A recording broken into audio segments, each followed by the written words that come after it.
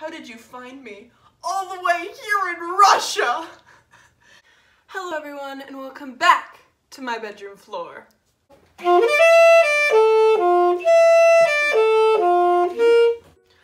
guys, so a while back I was looking through my old passwords book and found my passwords for my quote V account. I have decided that for today, we are gonna read and make fun of my old cringy middle school writing. For those of you guys that don't know what quote V is, it is a like Archive of Our Own or Wattpad. It's a fan fiction writing site where you can also make quizzes and things such as that. The only one that I think I still have up right now is Drops of Sunlight. It's a whole write. It's only 16 pages, so I'm pretty sure I'll be able to get through it. So the first chapter is an intro. Hi, I'm Pandora Opella. I'm 14 years old and 5'5". I have 4 older sisters. Author note. This goes from oldest to youngest. Sarah, Cecile, Caroline, and Jenny. I have long curly blonde hair and big brown eyes. So basically, if Pandora, the youngest of the Opella children, came out of the womb with her umbilical cord wrapped around her neck, and her dad got scared, he passed out, hit his head on a cabinet, and never woke up. I never specified if he was in a coma, I don't think, and I never specified if, like, he was actually dead, so who knows. It all happened when I was very young. Yeah, it says you literally just came out of the womb, so I would, you know, call that very young. Sarah's 18, but still lives at home. Why am I dissing on Sarah? Sarah's 18, but she still lives at home. Yeah, because a lot of people can't freaking afford to move out at 18, genius. Let's get into the story. So the first chapter is chapter 1, and it's called Prom Doom. So I'm gonna pray that this isn't too bad. Tonight was the big night. Prom night. Cecile was going to drop me off in her Jeep. I pulled on the little black dress Caroline picked for me after a ton of mall shopping and food. How she eats so much and stays so skinny, I'll never know. Cecile walked into my room. What the heck, middle school Grace? Ready to go? She asked. One sec. Gotta finish my nails. Pandora, if you don't speed up, you're going to be late. Fashionably late, Caroline yelled from her bedroom upstairs. All the ride there, I was thinking about my blind date. Would he be handsome? Mabby, it's M-A-B-E, Mabby a bit of a bad boy? I didn't know. It was about a 10-minute car drive, so I was there pretty quick. Spot on time, Mom would say if she had dropped me off. Spot on time, God. I walked into the gym where it was being hosted.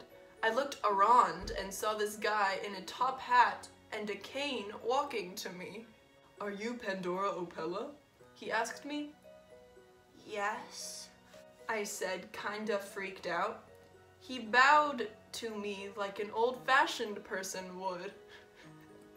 I'm James Gray, your blind date. I just stood there for a good second before I said anything. So, do you wanna dance? He asked. Sure. And that has about like 50 periods after it, like. I said. We walked out onto the dance floor. It was a pop song, so I just started to get with the beat when James busted some odd dance moves, to say the least. The chicken dance had never been so ... creepy. My friends Kate, Sage, and Phoebe all walked over to me. James walked over. Hello, ladies, he said, spinning his cane, trying to seem sexy, but it just looked like he was dying. It had been about an hour before Cecile picked me up. My prom night was ruined. All my dreams of a handsome prince sweeping me off my feet were crushed. I ran into my room and flung myself on my bed and cried. I cried until I fell asleep. God, middle school Grace, bless your little ignorant heart. When I woke up after the fail that was prom night, I had to drag myself out of bed. I saw Sarah making some toast. That's about all she can make, even if she is the oldest. "Was up, Pan?" "Nothing much. What about you?" I replied. "Just that I have a date with Josh tonight, so Cecile's in charge." "When is it?" I asked. 6, Sarah answered. The thing wrong with Cecile babysitting is that she always makes us go to the store when she's wearing that shirt that says BS.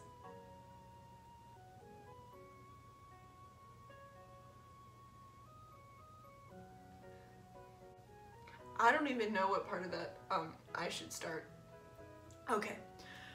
"We get so many looks and I'll pretend that we're not related to her. One time we were kicked out of Justice because of that dumb shirt." I sprawled out on my bed until I remember something. When the heart calls! I grabbed my laptop and went on Netflix. I cleared 2 seasons. There was crying, raging, and shock. I looked at the clock. I couldn't believe I'd almost spent the whole day watching TV until I suddenly heard screaming from downstairs. I slammed my laptop shut as Jenny ran into my room. Pandora, did you invite a creep in pink zebra overalls to your house?" Jenny asked with lots of panic in her tone. "No, Jenny, what's wrong?" "I think you need to see for yourself," said Sarah with her drone camera. Sarah showed me the footage. It was a boy who was wearing pink zebra prank overalls. It's literally prink. I didn't put print, it's prank. Pink zebra prink overalls. His hair in little short pigtails and black high heel stilettos. What the actual heck, Grace? "Oh crap, that's James Gray. But the last time I saw him, he had a top hat and a cane." "Never mind, just how do we get rid of him?" Jenny asked, almost obviously getting fed up with all this drama. Jenny has no time for you people. No time. She's done with this cross-dresser. 5 hours later. Okay, I'm calling the police. Yeah, why the frig did they wait? Get it together. I sat in my room. The police covered the house. Cecile and Jenny had given me specific instructions. "Stay in your room," I said, mimicking Cecile. I grabbed my steaming peppermint hot cocoa and sat down with Twilight, New Moon. Slowly, Caroline crept into my room. "Pandora, don't move," she said, trying to be calm, but there was still a hint of panic in her tone. "Why?" I said, still looking at my book. "The police can't find James, but I think I just did." Sarah jumped out from behind Caro with a slingshot. It had a brick loaded into it. Sarah pulled back the slingshot. She had it aimed at me. She let the slingshot go and it flew over my head. It hit something behind me. I looked and froze. James was lying on my floor, right behind the chair I was sitting in before. I looked up and noticed an open window. I covered my mouth with my hands. Josh, Sarah's bae, knocked out James. Sarah had a slingshot and Caroline had just pushed past him. Caroline was going to tell the police we had found him. So basically Sarah, one second, I'm taking off my shoes. So basically Sarah, tries to install a zip line from their house to a magnolia tree because that's totally safe. And Cecile, being the loving, caring sister she is like, no, why don't we not do that? That's not a good idea. So then they get in a fight, and then basically Sarah's like, "You're not even a sister because, Cecile's adopted," and that's kind of a really crappy thing to say. So, come on, Santa, give me strength. Sarah's perspective. Ooh, we have a chapter from Sarah's perspective, not Pandora anymore. Ha ha ha. Alright. I ran down the old cobblestone street. My best friend Ella ran track and taught Mai how to run hardcore. Josh's house was 2 miles away and I was not going to hijack Cecile's car. I had just ran 1 mile. I had been back out running for 2 minutes when I saw Mom's car pass by. Whiny Cecile has gone and cried to Mama, I mumbled. After about 3 more minutes of running, I made it to Josh's apartment, room 572. I knocked. Coming, I could hear Josh yell. I quickly wiped my eyes. I didn't want Josh to know I'd been crying. He opened the door. Sarah, what are you doing here? He asked, smiling. Sarah, what are you doing here? Me and Cecile were butting heads, and I was wondering if I could come over here and take refuge. Sure, come in, he said, stepping out of the doorway. I walked in. I sat on the big white and red checkered sofa. He sat down beside me and put his arm around me. He grabbed the remote and turned on Netflix. Middle School Grace pulling through with the suggestive content. Wow. Caroline's perspective. I jumped out of my taxi with the hot driver. That escalated so quickly.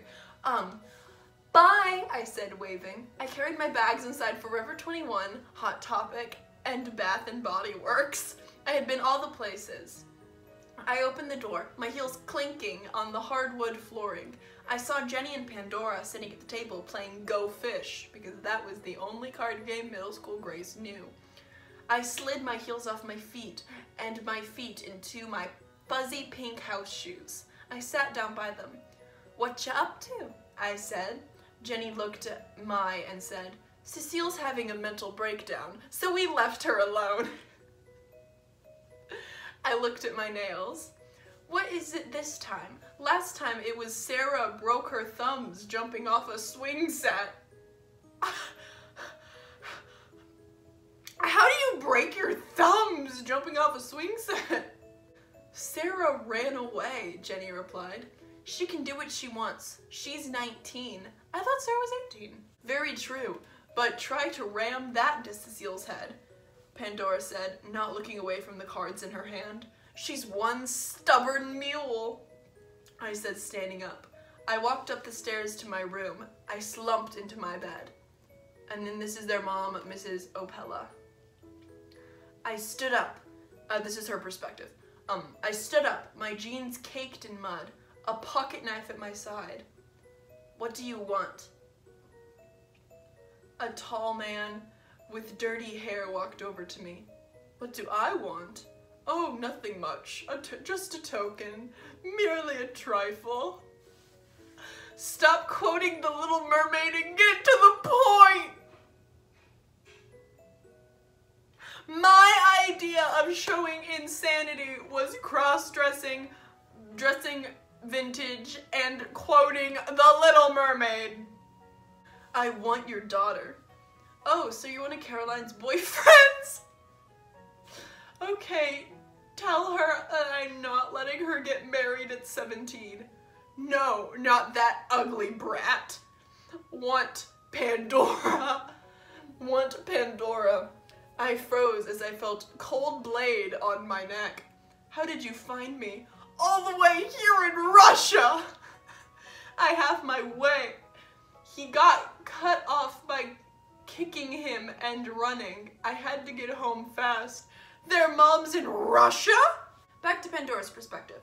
Mom pulled the car up in the carport. Mom's home, I yelled, tossing down the Go Fish cards. I ran out and gave her a big hug. Pandora? Yes, Mom? Has anything weird happened lately?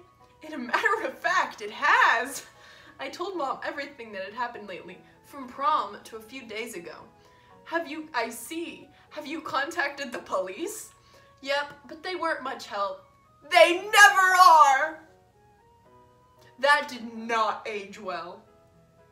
Mom picked up her phone and dialed Sarah's number. Sarah picked up. Hello? Came from the other line. Hi, Sarah. It's Mom. I'm home and you're not here. Me and Cecile butted heads pretty hard. I was guessing that, but you have to come home. I miss my girl. Okay, fine. I'll have Caroline go pick you up. I'm at Josh's place. Does she know where that is? I do, yelled Jenny. Jenny does. Sent her with Caro. Okay, see you in a bit. Bye. Bye. We pulled up to the carport of the Child of the King apartment complex. What the heck? What the heck? We pulled up to the apartment of the Child of the King apartment complex. We looked around. The one thing Mom hadn't given us before we left was Josh's room number. A man walked past us. He was balding and wearing a purple golf shirt. He wasn't fat, just a little chubby. We gotta specify this dude's weight. It's very important. Pardon me, sir, Caroline said, walking over to the man. He looked over.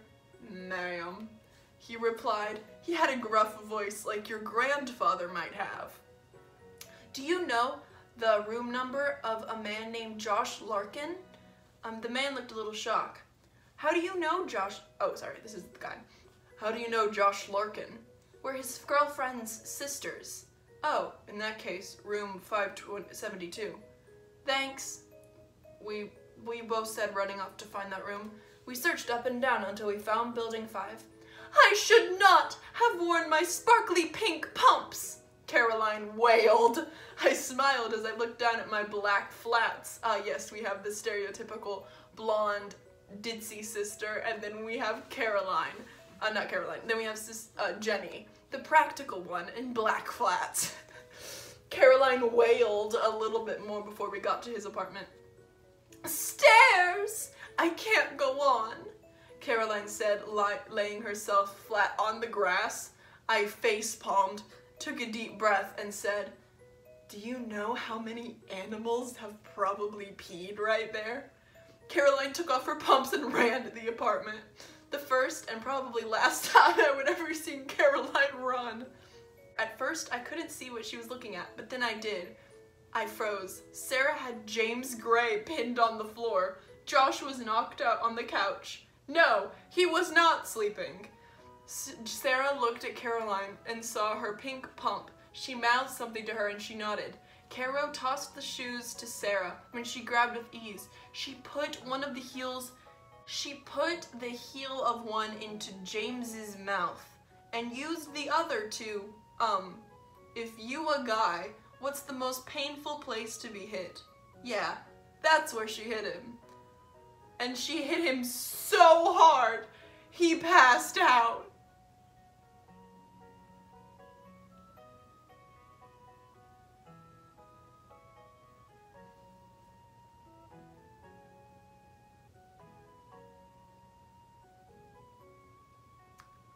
Sarah hit this guy in the junk with a high-heeled shoe so hard that he passed out.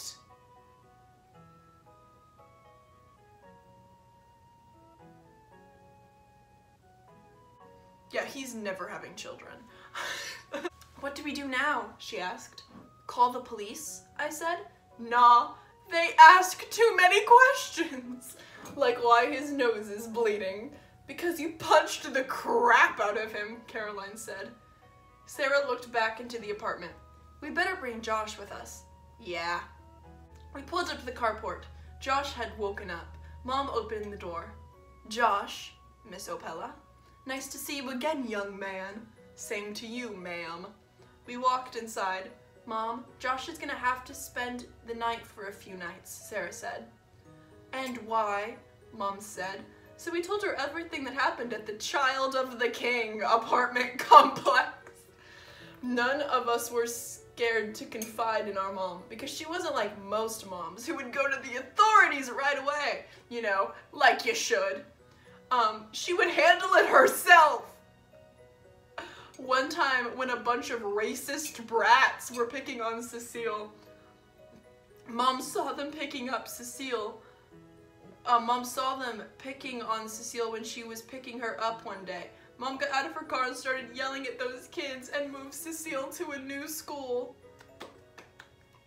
Honestly, Props to Miss Opella. Like, 10 out of 10. I see. Do you know this boy's name? Yes, it's James. James Gray. Really? James Gray? That sounds like the name of an old World War II soldier. It's not funny, Mom. He tried to kidnap Pandora. Twice, Caroline said. This is very odd, Mom said. What is? But Sarah got off by Mom yelling. Oh, crap! Mom grabbed Pandora by the hand, grabbed her car keys, and ran out the door.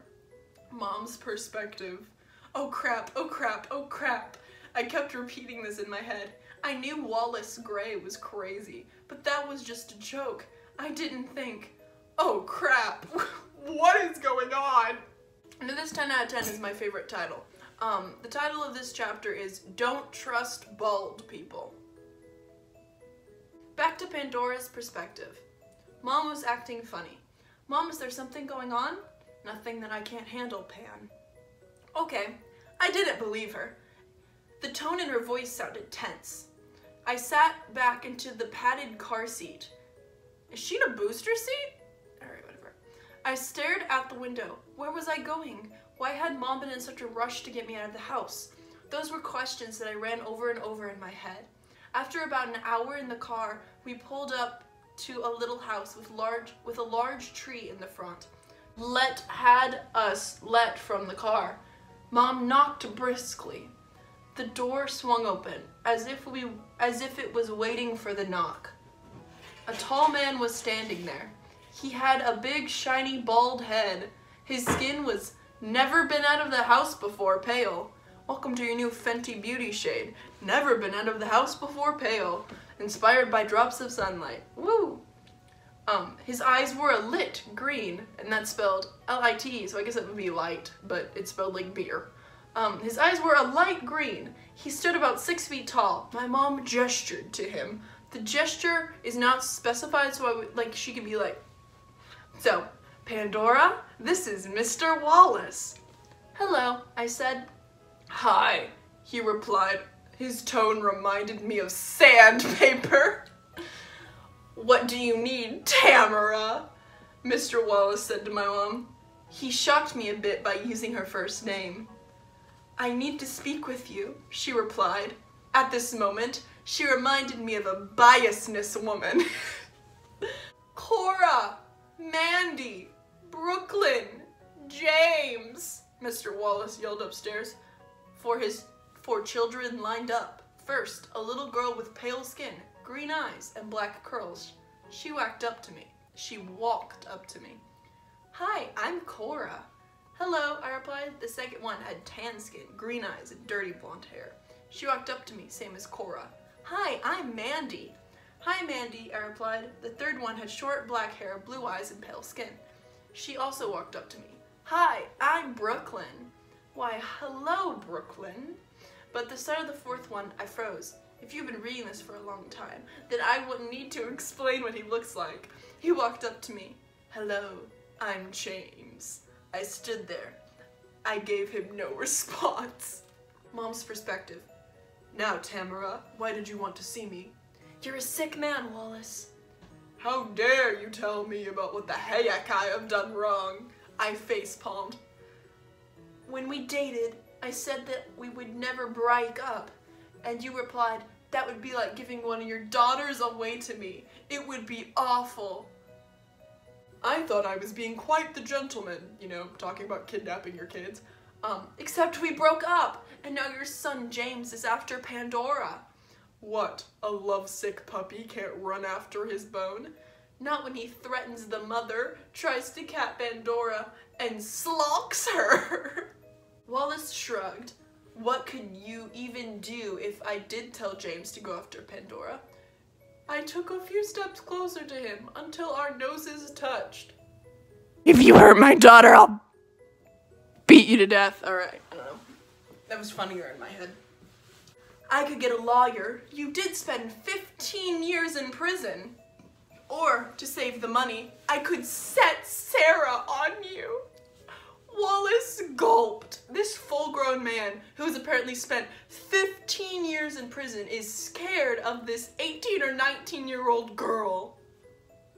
"Ha ha!" I yelled, backing away from him. "James wouldn't have told you about Sarah beating him up unless you had told him to break into Josh's apartment." I walked over and grabbed the collar of Wallace's shirt. I looked him dead in the eye. "You're a crazed man that I will report to the pol—" I was cut off by Wallace spitting in my face. "You promised!" he yelled. I wiped my face. "I never did such a thing!" I yelled back. I was sick and tired of all this crap. I pulled my phone out of my back pocket. I put in the passcode and brought up contacts. I tapped Cecile and tapped call. "Hello?" came from the other line. I tapped Cecile on the speaker. "Hi, baby. Can you please tell me the punishments for harassing, stalking, and trespassing?" "At least 5 years in prison." "Why?" Wallace froze. "Oh, no reason. Just needed that for a friend. Bye." "Bye, Mom." I hanged up. "You're just setting yourself up for at least 5 more years in jail, Wallace." "Not if you can't find me guilty." I did a little dramatic hair flip. "My second oldest daughter is training to become a lawyer, and I think we have enough witnesses." I could hear Wallace gulp. He was as nervous as a cat. A bead of sweat rolled down his temple. "But if you tell James to lay off, then I think we can all let this slide." I could tell that Wallace was thinking over his options. "Tamara, I have 3 little girls to look after." I cut Wallace off, saying, "Then just admit it now, then just admit it now and save yourself 5 more years in a concrete hell." I looked over his shoulder. He ran his hands over his shiny bald head. "Fine, I admit it. I sent James after Pandora because my wife had just left me and I was bored."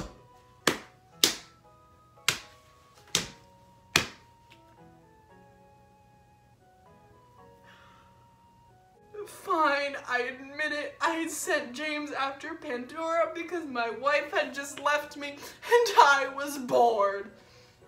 Okay. So this old man, this middle-aged man with 4 kids gets a divorce, you know. All right. Sorry, man, bro, sucks. I know. And then he sends his son to go stalk a girl of his ex-girlfriend because he's bored. I mean, I know we're taking up new hobbies in quarantine, but I think this might, be crossing a line. I walked out of the room, and Wallace closed the door behind us. I walked down the hallway. When I came to the living room, I froze. The kids weren't there. I looked all over the room. Nothing. No Brooklyn, no Cora, no Mandy, no James, and no Pandora. "What's wrong now?" Wallace asked me. "The kids," I panted, looking behind the TV. "They're gone." I grabbed my phone out of my back pocket and called Sarah. "Sup?" "Hi, Sarah. I need you to come here right now. I'll text you the address." "Okay, bye." "Bye-bye." I stared Wallace in the face. "What did you do to them?" I asked vigorously. "Nothing." "Nothing," he replied, raising his hands above his head. "I can't tell you. My kids are gone too. We looked all over the house." But nothing. We ran outside the front door to meet Sarah. "Mom, what's wrong?" Sarah asked me. I told Sarah everything that happened since we came to the Gray's house. Sarah's perspective. "I stepped into the backyard. I guess the look that a tornado just hit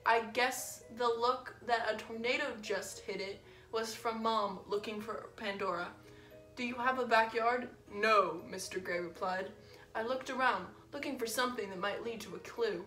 After all that had been happening lately, the last thing we needed was 5 kids going missing.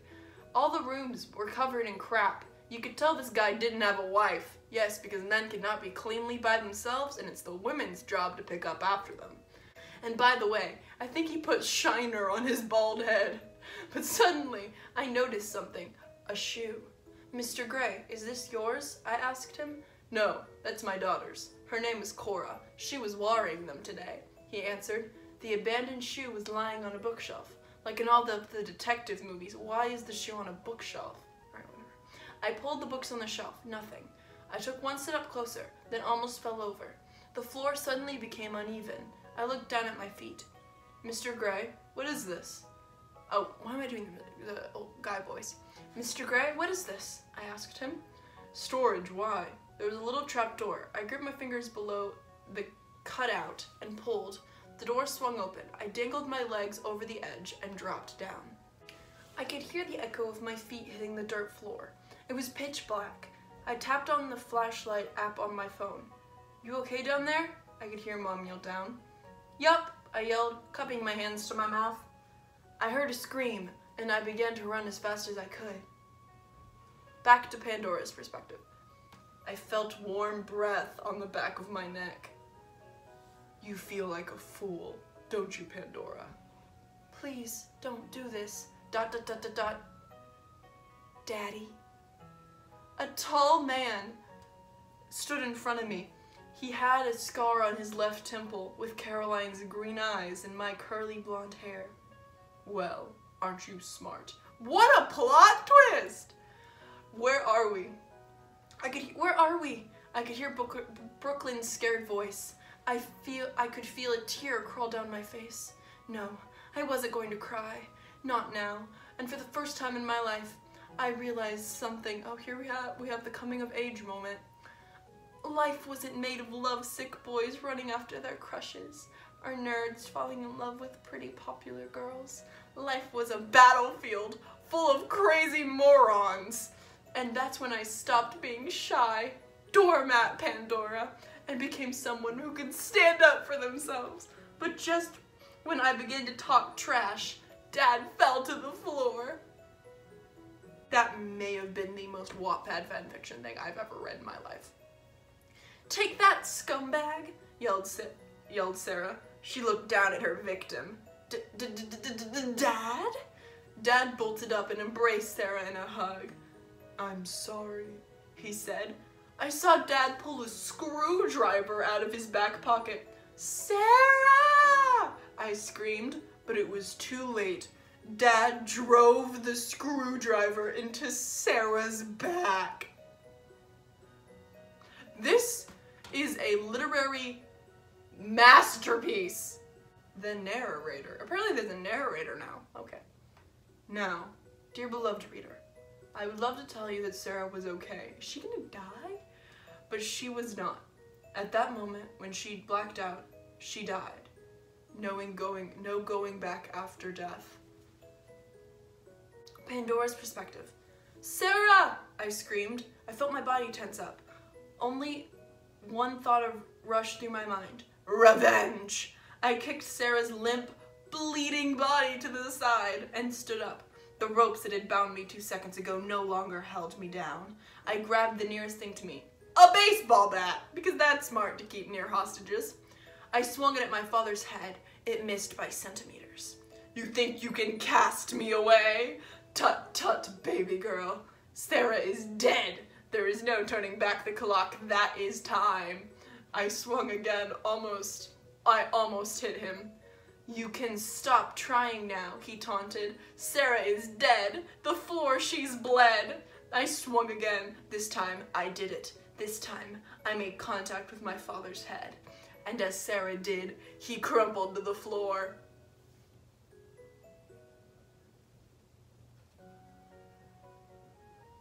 I stood there, over the dead body of my sister Sarah. She was dead, and there was nothing I could do. I killed the person who killed her. We left his body to the rats. All of the kids are safe, but the one who had the most to live for, of course, had to die. That's actually kind of really, that out of everything I've read is my favorite line in this whole thing. But of course, the one who had the most to live, for, of course, had to die. Okay, I'm gonna give props to Middle School Grace for that one, and then the rest of this is trash. I looked over my shoulder. Josh was standing there. She still has her boyfriend! Oh my goodness. I looked over my shoulder. Josh was standing there, his face like cold stone. I looked back. I felt a light tap on my shoulder. It was Mom. She handed me a book, Sarah's Diary. It read in black Sharpie. I opened it. The first page was a quote. "Sometimes the world beats you down, sometimes you feel hopeless, but never forget, there will always be drops of sunlight."